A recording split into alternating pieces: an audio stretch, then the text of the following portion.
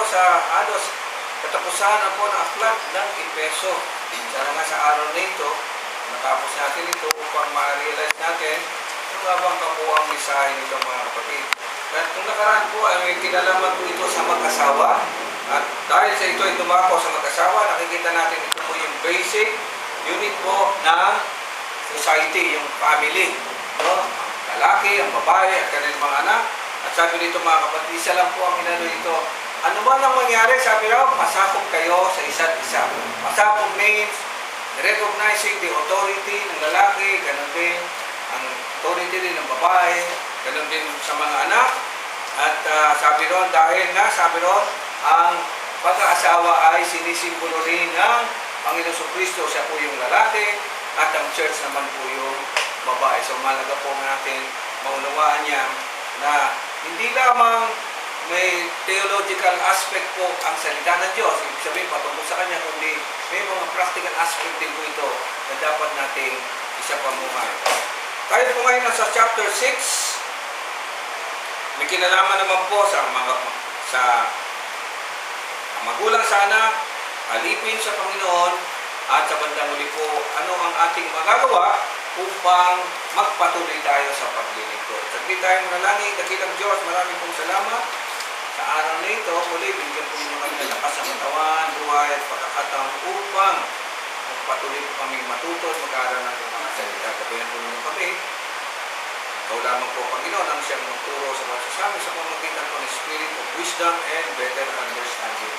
Gabayan po ninyo ang mga oras na lilipas, ang lugar dito, Panginoon, at salamat sa biyaya mo. In Jesus' name, Amen and Amen.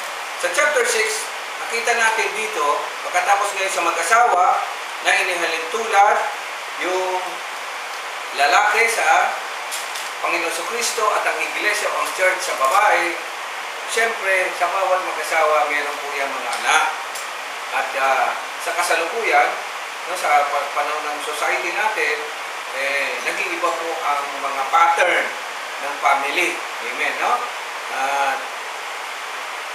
Dapat din po nating tandaan ang pangangaral na ito, mula nung naisulat ito, hindi ito po ang nagbabago ang mensahe nito. Baguhin man yan ng society, ay huwag po tayo basta-basta susunod. No?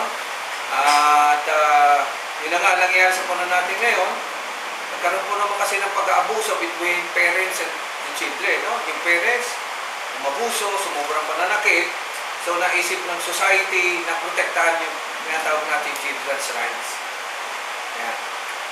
Kaya kami, sa barangay mga kapatid, ilang beses na akong marap dyan, Barangay Council for the Protection of Children, meron po yan, BCPC tinatawag. At yung BAUC, Violence Against Women and Children, makikita ninyo doon yung pagbubuo ng batas dahil nga yung sinasabi po ng salita ng Diyos hindi po talaga nasusunod sa kasalukuyan. Yung violence sa mga asawa, kita naman ninyo isang araw, yung pulis, talagang mo ginawang punching bag yung mukha nung iligan din naman dahil kinakasama, yun ang problema. At yun nga ang nangyayari, no? Kita natin, bububo. Pero pulis pa naman, siya pa naman sana ang mag-anak, pero wala tayong magagawa eh. Naiba kasi yung pattern. Una-una sabi ko na, ganyan ang nagiging resulta kapag iligan yung mga relationships. Nawawala ng visa ang batas, hindi naman kasi kayo mag-asawa, bakit kayo magdidiman na? Hindi naman ninyo anak yan, bakit kayo napakahirap yung mga kapatid. So sana nga, wala tayong ibang dapat ipanalangin sa Panginoon kasi bumalik tayo sa original na ng magulang sa anak, no, para maiwasan. Ngayon, ang mga anak,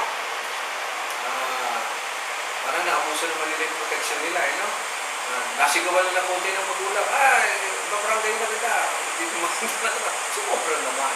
Hindi lang ng batas. Ang ng batas ay isaayos ang bagay lalo din pagdating sa pamilya. Ito, tingnan natin ang sinasabi ng Biblia sa original.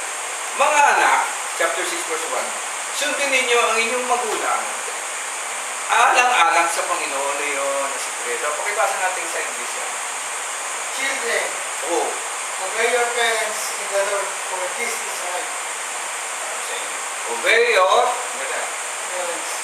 Obey your parents in the Lord, for this is right. Mga anak, sundin ninyo ang inyong magulang alang-alang sa Panginoon sapagkat ito ang nararapat. Nakasulat po yan, ha? Ito ang nararapat. Bakit nararapat? Ganun pa rin naman eh. Dinesign ng Panginoon ng anak bilang bunga ng kanilang pamamahalan at dapat nakikipag-cooperate ang mga anak. Amen? Pero nga sa pag ano ng society, mga kapatid, makikita natin nagkakaroon talaga ng problema pagdating niyan between parents at saka mga anak. Pero sa Biblia, hindi yan sabi, igalang mo ang iyong ama't ina, you honor your parents or your mother and father. Ito ang utos na may kalakip na pangako. Oo nga, ito lang po sa Ten Commandments ang may promise, no? Basahin mo nga sa English 10, yung 2 and 3. Honor your... Honor thy father and mother, Oh, which is the first commandment with promise, yeah. Tuloy, verse 3. that it may be well with thee, and thou mayest live long on earth. Okay, yan ang po sikreto ng mga anak. Para umulan ng anak, huwag kalimutan ang kanilang magulang. Amen?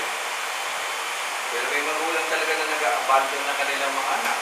Kawawa naman. For example, sa case nga ni Angelino, kuha namin siya doon sa isang ano, na talaga naman nandula sa sulok, mamumula pa ang mata. Siyempre dati ng Panguang Ilong. Pero, ay sama, nabigyan ng magandang buhay, sumakabilang buhay, at least, nagkaroon ng konting correction naman doon mga kapatid. At maganda nga sana kung makakabalik sa dati, pero sabi nga, ang mga anak, kapag sila ay maayos sa kanilang magulang, kaya ano raw? Ikaw ay giginhawa at lalawi ang iyong buhay rito sa lupa. Tingnan natin Deuteronomy chapter 5 verse 16. Deuteronomy chapter 5 verse 16. Ito kasi yung unang rendering natin ang original. Ito yung original na 10 Commandments. Doon sa original na 10 Commandments, mahaba po kasi, no? Yung kasi nababasa natin sa mga libro, sa mga publishings, honor thy father and mother, kulang po yun. Hindi po yung, ang original, igalang ninyo ang inyong ama't ina, tulad ng iniutos ko sa inyo, sa gayon, hahaba ang inyong buhay, at mapapanutog kayo sa lupaing ibibigay ko sa inyo. Pakibasa ko sa English, sa original. Honor thy father and thy mother, Oh. as the Lord thy God hath commanded thee, Yun. that thy days may be long, and that it may go well with thee. Ayan, ang The sikreto. land which the Lord thy God giveth. Oo, ayan ang sikreto, ha? Pag malin mo ang nanay mo at ano mo, hahaba raw ang, pag hindi, hahaba ang nguso. Wala, mga ano, nguso ang humahaba, inuutusan pala ng ano, nakabuso na Kita ko sabi ko nga. Pero huwag natin kalilimutan kay magulang, kay anak. Palagi pakikipasiyan dahil ginagalang mo ang iyong magulang kasi ginagalang mo, tinamahal mo ang Panginoon. Tama? Yung magulang naman kaya mo minamahal ang iyong anak. Hindi lang kasi kundi dahil minamahal mo at iginagalang mo ang Panginoon. Palagi dapat kasing ganun. Wala kasi yung side ng Panginoon. Naging masyadong personal at makalaman kaya nagkakaganyan. Kaya po din, sa pongin na kagad mga kapatid. Pero sa totoo lang, iba po yung panahon natin, no? Panahon na yun panahon namin, na wala pang TV, nalalamintin, nakikinig lang tayo sa kapitbahay, naalala niyo, isa lang ang TV, tapos makikipanood ka pa rin. Pag sinabi ng nanay natin na, uya na! Siyempre, ngayon na lang tayo manonood ng TV, hindi pa kaya noon, naalala ko si lola mo, sasara niya na yung pinto. Pero alam niya kung paano ko bubuksan. Di ba, ang kandado ng pinto na ginaganon lang Kumuha ka ng kapirasong kutsilyo, susundutin mo gano'n. Alam ko, ganda ka si nanay, no? Sige, gabi na, nasa 11 na Kasi wala nang TV, gusto mo manood Dahan-dahan ako gano'n, pagbukas ko gano'n, pagbukas ko ng pinto, si lola, ito na yung pabado. Tanggap ko na lang dahil wala nilabag mo Pero nung natin maisip, Bakit siya nga naman minsan dinidisiplina gano'n? Kasi nga magkamisan, lalo doon sa amin tinanan nung araw, may squatter po kasi sa likod doon eh. Naalala mo yan sa kuko mo, ano? Mga kuko mo doon sa likuran. Eh, tapos cemetery pa yung likuran, no? Kaya napakadelikado nga naman. Mga naman kung anong mangyayari. Hindi mo rin masisi. Pero ang disiplina natin nung araw, mahigpit po, ano? Mahigpit to, namamalo, pipigutin ang ano mo. Kahit na sa eskwela, di ba? Yung ginaganito, yung mga estudyante, no? Disiplina yun. Pero ang problema nga po, nasobrahan. Kaya nagkaroon ng bata, paano na ngayon yung mga ganyan? Mamamalo ka. Nung nawala na yung pamamalo, nawawala na yung pangingita, ano naman nangyari? Wala rin naman, hindi rin naman nakabuti. So dapat talaga, pinakamaganda nito, kung magdidisiplina ka, disiplinahin mo ayon sa pag-ibig mo sa Panginoon. Yun lang. Para walang magiging problema. Paano mo malalaman kapag ang isang anak ay merong mapagmahal na magulang? Pagmasdan mo siya kung paano kumilos, magsalita, at mag-isip ng para sa kanyang kinabukasan. Tama yun, sabi dito, mga anak, huwag niyo kalimutan ang inyong mga magulang. Alam mo bang bibili mo sa kanya pagka graduate ka na ng engineering? Ano sabi ni Mama? Oo, graduate ko. Kaya sabi ko sa inyo, pangalan ito ba? Mag-ingat ka na sa ito, nakatingin din yung mama. Di ba, minsan, ang ganda, ang sarap pakinggan ay, wala lang na palang mama si Mami. Sasabihin mo, Ma, baka ako nagkatrabaho, di ba? Bibili kita ng ganito, bibila kita ng washing machine, nung araw, gano'n eh. Bibili kita ng cellphone. Natutuwa na yung magulang kahit alam niya hindi totoo. Di ba? Pero hindi. Basta ang mahalaga na lang sa ngayon, hindi po nagbabago. Ang lahat ng bagay, paggalang ng anak o paggalang ng magulang, i-align mo sa pag-ibig ng Panginoon. Alam ko ito. Kami, nang in-apply namin nung, hindi namin ito niya, pero in-apply namin yun sa kanya. Kung naiintindihan naman niya. At ng bandang huli nga, parang nahalata niya na hindi niya kami ang tunay na magulang. Unang-una sa ilong pa lang ay tapos na. Ang tatapos doon ng ilong namin, samantalang siya hindi. Nanaminigan namin ko sa mga ano. At least, hindi niya na in-open yung mga ganon. Paano alam niya na pastor naman ako, ba't ako magsisinungan? Pero sabi ko sa ano, aanoy naman natin, sana sasabihin natin, kasi wala na siya. Hindi na dumating yung time doon. Kita naman namin nung namatay na si Gilin, kapag ganyan ka Gilin, nung nakasa kabaan na, parang siya nakasimawa, parang nakamalog na. Siya naman gano'n. Hindi ka ganyan ang itsura mo na, pero kung hindi siya nakangiti, na parang siguro nalulungkot din siya na sa make-up na lang siguro na ano. Pero pag pinalaki mo talaga, nagulat nga kami nung inilibing siya, nakita naman natin yun. Napakarami naman pala nagmamahal dito. Wala kaming tulog kasi stress siya ng madaling araw, may dumarating pang bisita sila daw, ikaw na po kayo. Kung kami yung ganito. May darating ang sino po kayo. Yung huli-huli, dumating alas 4 na ng madaling araw, yung mga taga-Sister Susan. Ay, grabe. Dahil hindi na namin kaya, matutulog na kami, hindi bahala na kayo. Maganda yung pag ang anak mo ay napalaki mo pala ng gano'n. Makikita mo yung resulta. Kung nga lang, hindi nga mo dahil patay na, pero at least makikita mo ang resulta. Yan. Mahalin natin, no? Ang ating mga magulang. Ito may warning verse 4. Huwag ninyong ipuyo sa pag-imagsik laban sa inyo ang inyong anak dahil sa malapis ninyong kaigpitan. Yan ang mga warning. Sa halip, palakihin sila saan? O ito sikreto. Sa tuntunin at aral na ulitin ko, sa Hebrew culture, sa kanila, pag ang bata is between 1 to 12, hindi po yung pinaghahawak ng Bible. Hindi po sila pinahawak ng Bible. Kasi wala pa naman talaga silang maiintindihan. So, nakasalalay sa magulang ang patungkol sa Panginoong Diyos. Ganyan po sila. Totoo yun. Hindi ko sinasabing magpakahudyo tayo. Hindi. So, makikita natin yung basihan ng kulturang pinagmunan nito. Pagdating ng 13 years old, magsisimula katulad ni Noah, ganyan. Pag 13 years old na niya, o sino man, tsaka lang sila tinuturuan magbasa ng sila na mismo. Kasi nga yung time age na yan, nagsisimula ng umunawa patungkol sa kanya. Tawag natin yan adolescent period, di ba? 13 teens hanggang 19 yung time na yun. So, palaki natin sila sa tungkulin ng Panginoon. So, maganda pag ang mga anak natin ay mapalaki natin sa Panginoon. Okay? Meron kayong question patungkol dito? Wala na akong masyadong ibibigay na ano rito. No?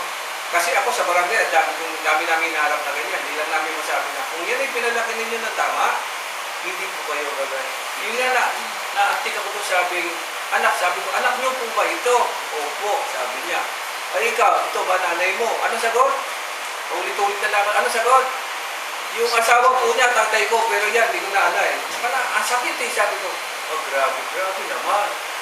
Hindi na lang kami kumigo dahil alam namin na may problema sa pamilya. Pero saan ka naman nakarinig na yung tatay niya, yung asawa ng tatay niya, pero hindi niya nanay, sabi. Ang lupit naman itong ako. Pero sabi nga ng nung kasama ko doon, kasi yung pamilya niya, balita niya dito, pero hindi ko nakikita, na talagang may problema sila pagdating sa relasyon. Bakit ka naman galit na galit dito sa nanay? Hindi ko po nanay yan. Kasi kung anak niya ako, bakit niya kami pinalalayas doon sa lupa daw? Sabi ko, lumalalim yung problema. Yan, sabi ko na lang, siyempre pastorin ako, mag-isip mo na, manalangin kayo sa Panginoon, isipan niyo muna yung mga sinasabi niyo kasi hindi tama. Kaso hindi naman yung parte ng pag-aarap sa barangay. Ang ng barangay, ipagkasubihin sila. Ayaw magpagkasubihin. Yun ang sinasabi niyo. Sa panahon natin ngayon, ang relasyon ng magulang at mga anak hindi na nagiging maganda. Meron namang mga anak, sumobra naman. Ayaw namang hiwalay sa magulang. Sumobra naman. Hindi rin maganda, di ba? Hindi ba't nagkaganon? Ang sabi ng Biblia, iiwan ng lalaki ang kanyang mga magulang at papakasala nga sa Diyos sa babae. Dapat talaga ganun.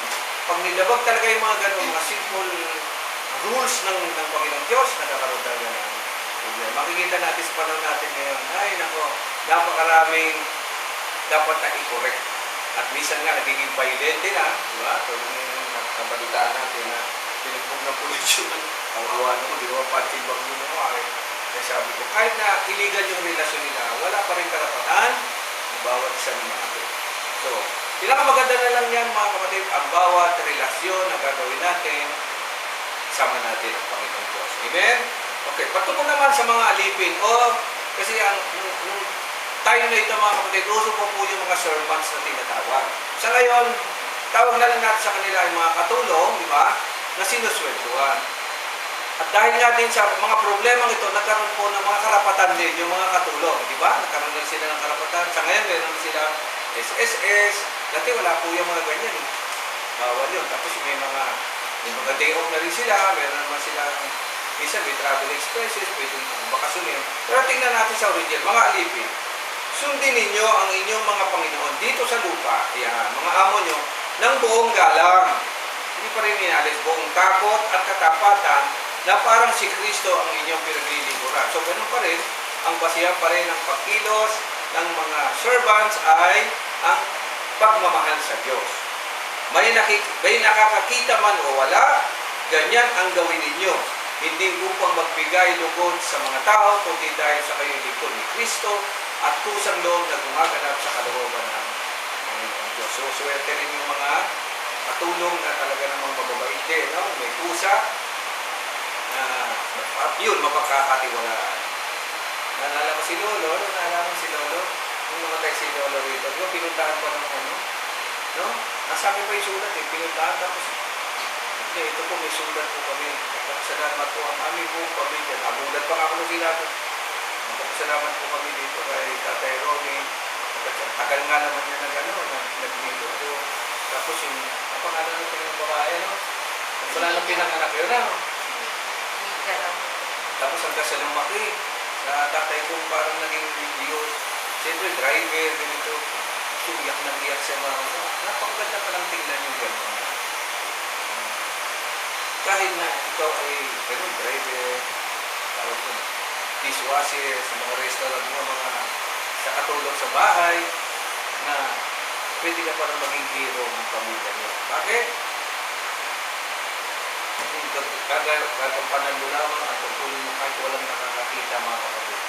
Pero ako, naniniwala, nagagawa lang yun ng mga taong may takot talaga sa Panginoon. Totoo. Kung paano mo na magnanakaw sa'yo. Di ba? Sa paklaran, pinag-deposito lang ni ina, hindi lang umuwi. Kapag tayo kayo yung passport, nakakita kayo, wala na. Sabi ko, maglingkod kayo nang may mabuting kalooban na parang sa Panginoon kayo naglilingkod at hindi sa tao. So, yun pa rin ang basihan. Ano? Everything we do, kinakailangan gawin natin yun na para sa Panginoon Diyos tayo naglilingkod.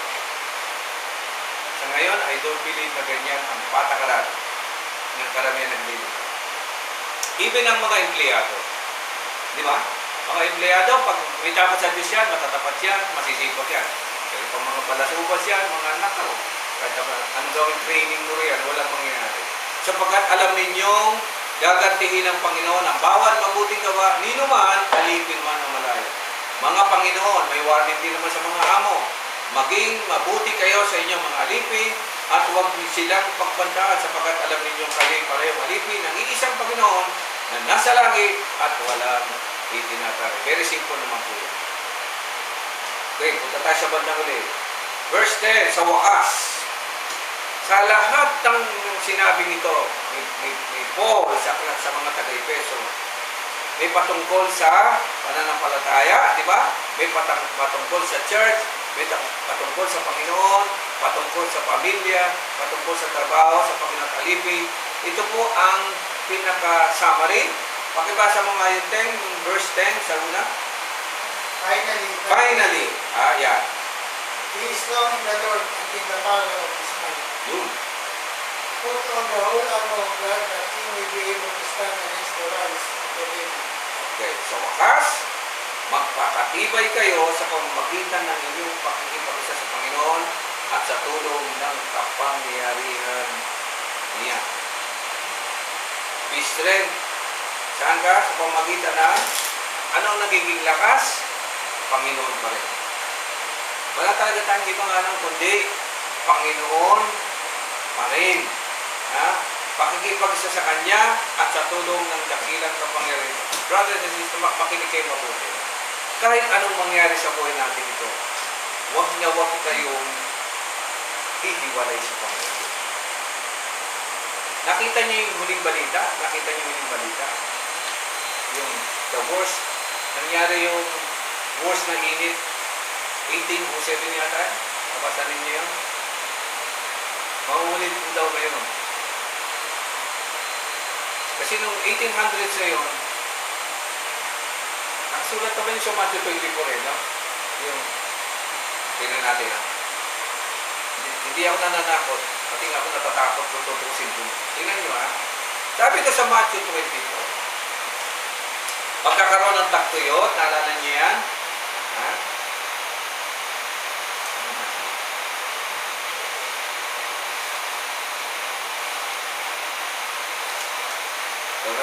Ngunit, verse 36, ngunit walang nakaalam ng araw at oras ng pagsapit niyon. Kahit ang mga anghel sa langit o ang anak man, ang ama lamang nakaalam. Ang pagdating ng anak ng tao ay matutulog sa pagdating ng baha noong panahon ni Noe. Noe, ang mga tao ay nagsisikain, nagsisiinom, yun pa rin nag-aasawa hanggang sa araw na pumasok sa daong si Noe. Dumating ang baha, nang hindi nila namamalayan at tinangay silang lahat, dahil hindi na mangyayari pagdating ng anak ng tao.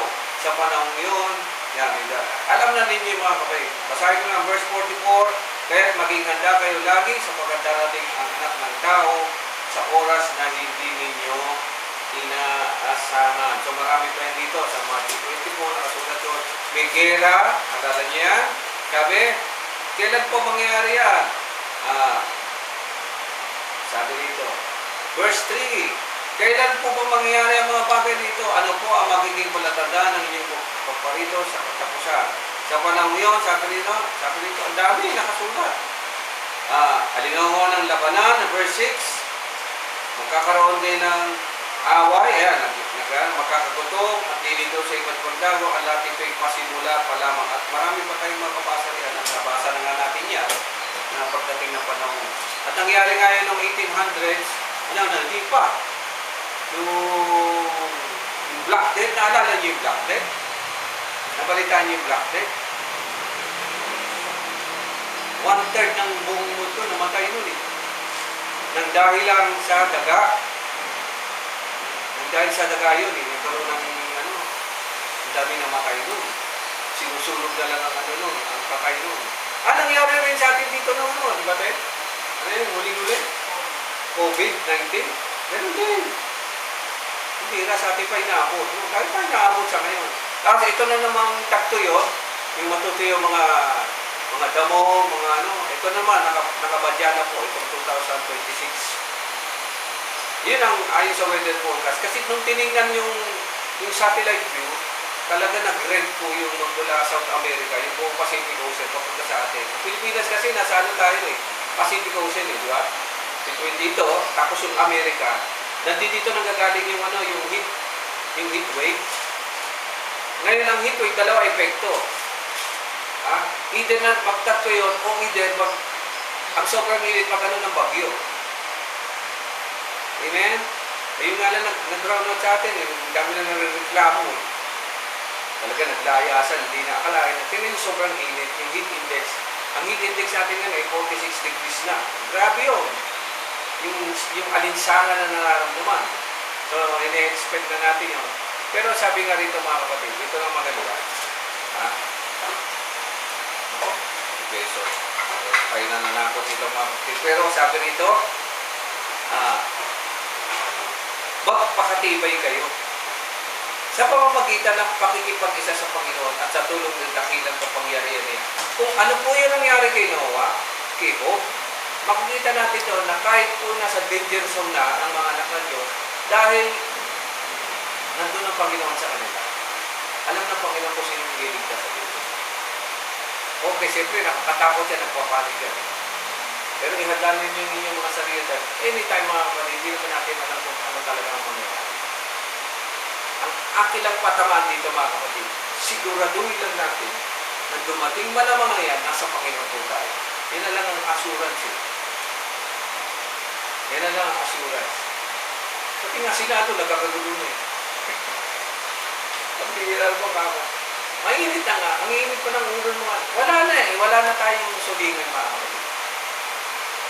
Amen. At sa tindi ng panganib ngayon mga kapatid, malaking pasasalamat ng mga beaches, mga resort. At talaga nagpuntahan naman sa kanila mga kapatid. Nandun lahat mga kapatid. Namisa kami ay, sabi nila pupunta nga tayo. Bago tayo pupunta nga tayo ng beach, San Juan 10, yung surfing capital. Ang pasok namin mga kapatid, mapapihira na mga beach to. Mali, sabi ko mali ang gobyerno rito kasi puno ng tao, walang regulation. Puno talaga siya. Ang maganda para, lahat naka two-piece.